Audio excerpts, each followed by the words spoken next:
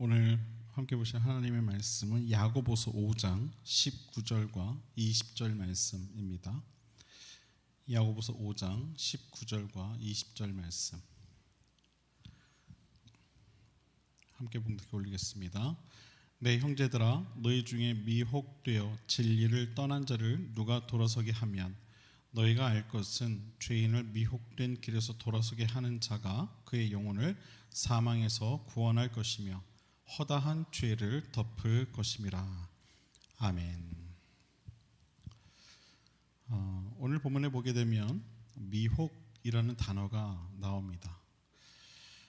그 단어의 사전적인 의미를 보면은 이렇습니다. 무엇에 홀려서 정신을 차리지 못하는 것.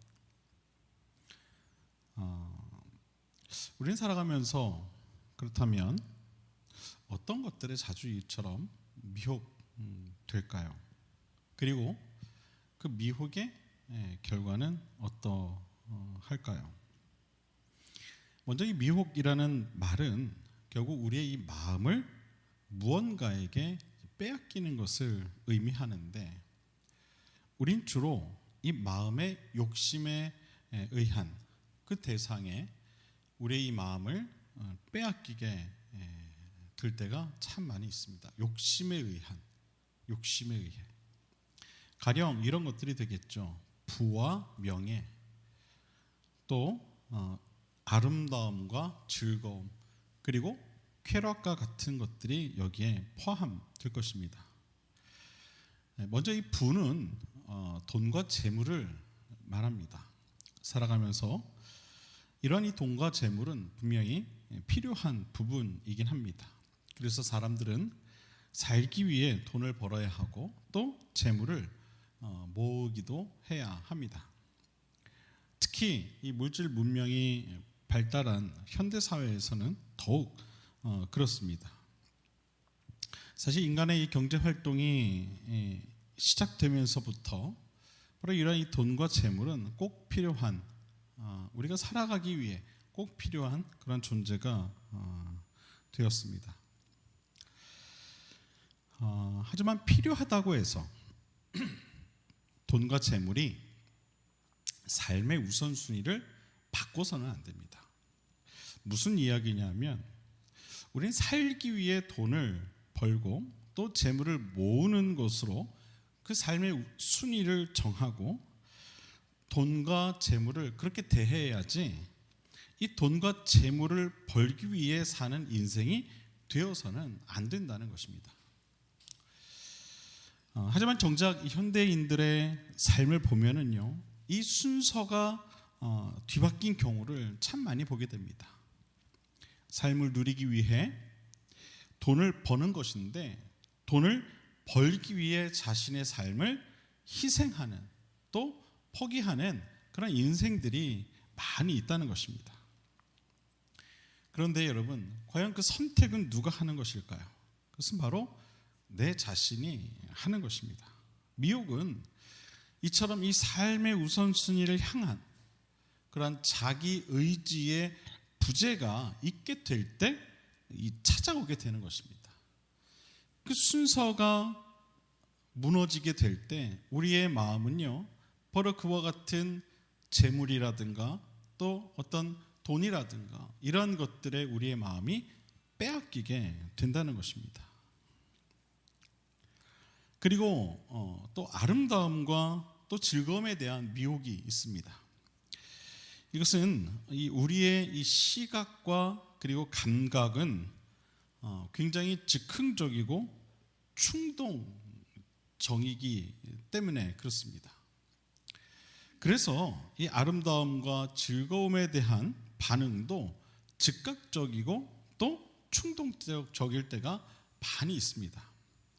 어떤 예술 작품만이 아니라 우리의 시각을 이끄는 모든 것들로부터 우리는 아름다움을 느끼게 됩니다.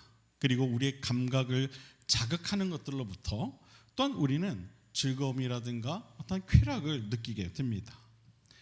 그런 느낌의 대상은 제가 일일이 나열하지 않아도 우리가 잘 알고 있습니다. 이 모든 것들, 결국 이 모든 것들은 우리로 하여금 미혹해 되는 그런 원인이 되고 또 그 결과 우리의 마음을 빼앗기게 되는 그런 이유가 되는 것입니다. 그래서 우리는 이 우리의 마음을 빼앗기게 되는 이 모든 걸로부터 우리의 이 마음을 잘 지켜야만 하는 것입니다. 여러분, 우상이 무엇일까요? 우상이 뭡니까, 여러분? 우상은요, 황금 송아지라든가 아니면은 외국의 아주 유명한 어떤 신전 그런 조각품들이라든가 이런 것들만이 우상이 아니에요, 여러분. 우상은요 다른 게 아닙니다. 하나님이 아닌 다른 것을 향한 내 마음이 큰 것, 그 대상, 여러분, 그것이 곧 우상이라는 거예요.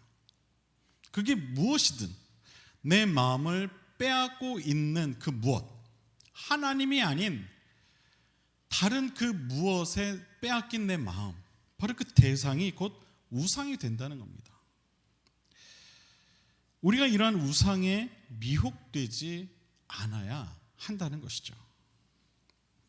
오늘 성경은요, 이처럼 이 미혹된 자를 돌아서게 하면 그것은 그 영혼을 사망에서 구원하는 것이고 또한 그의 죄를 덮을 은혜가 임하는 것이다 라고 우리에게 이야기하고 있습니다. 미혹된 자를 돌아서게 하는 것, 그것은 곧 그 미혹된 마음을 하나님께로 향하도록 인도해내는 것을 말하는 것이죠. 하나님이 아닌 다른 것을 향해 했던 그 마음을 돌아서게 하는 것을 말하는 거예요. 이러한 이 결단과 결심은 곧 그를 사망에서 구원하는 것이며 그의 죄를 용서받게 되는 그런 결과를 가져오게 된다는 것입니다. 여러분, 이게 얼마나 놀라운 일입니까? 마음을 돌이켰을 때, 그 미혹의 마음을 회복했을 때, 하나님을 향하도록 했을 때 그 영혼이 구원받고 그의 그 모든 죄가 용서받게 되는 놀라운 역사가 바로 그러한 일을 통해 나타난다는 것입니다. 우리가 하나님의 자녀로 살아가면서 이처럼 이 미혹된 자를 구원한다는 것은 한 영혼을 살리는 것이다 라는 겁니다.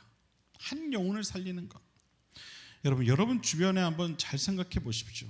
이처럼 하나님을 향해 그 마음을 정하지 못하고 세상의 많은 그 미혹거리로들로부터 그 마음을 빼앗겨 살아가는 사람들이 여러분 얼마나 많이 있는지 한번 살펴보시길 바랍니다. 야고보 사도는 오늘 본문을 통해서 바로 그러한 자들을 인도해내는 것, 그것이 곧 그 영혼을 살리는 것이고 그의 죄를 용서받게 하는 일이다 라고 우리에게 이야기하고 있는 것입니다. 세상의 미혹으로부터 벗어나게 하는 것이 여러분 얼마나 큰 사명인가를 깨닫게 되는 그런 저와 여러분 모두가 될 수 있게 되기를 주님의 이름으로 간절히 부탁을 드립니다. 우리가 살고 있는 시대는요, 우리를 미혹하는 일들이 너무나도 많이 있어요. 너무나도 많이 있다는 거예요. 심지어 우리의 마음도, 지금 이 시간 함께하고 있는 우리의 이 마음도 때로는 그와 같은 미혹거리들로부터 우리의 마음이 빼앗기게 될 때가 있다는 것이죠. 여러분, 우리가 하나님의 자녀로서 그러한 것들로부터 우리가 미혹돼서도 안 되겠지만 우리의 마음을 잘 지켜야 되겠죠. 그러한 것들로부터 미혹되어서도 안 되겠지만 혹여라도 여러분 주위에 이처럼 미혹된 자들이 있다면 그 영혼을 구원하는 일에 또한 열심을 내어야 하는 줄로 여러분 꼭 믿으시기를 바랍니다. 여러분, 이것이 바로 복음을 전하는 것이고 진리를 선포하는 것이고 또한 우리 주님께서 명령하신 땅끝까지 이르러 내 증인이 되라 하신 그 말씀을 지키는 삶이 된다는 사실을 여러분 꼭 기억하실 수 있게 되기를 다시 한번 주님의 이름으로 간절히 축원을 드립니다. 기도하겠습니다.